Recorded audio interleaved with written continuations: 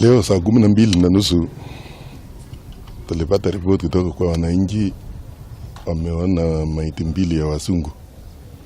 Tulichukua nafasi haraka kukuja kuangalia hawa na tumekuta mwili ya mwanaume na mwanamke, na inakaa kama ni watu ya kutoka area ya western areas, ni Europeans. Na waangalia tulikuta mguu hapa ya kare kama ililetwa, inakaa kama hii makosa imefanyika mahali ingine, alafu wakalete tu wakakuja tu hapa kwangu. Sina ripoti yoyote kwa ile station nasimamia ya missing persons, but tumeanzisha uchunguzi na baada ya uchunguzi tutajua hao wanatoka nchi gani na ni wapi hii kitendo kilifanyika.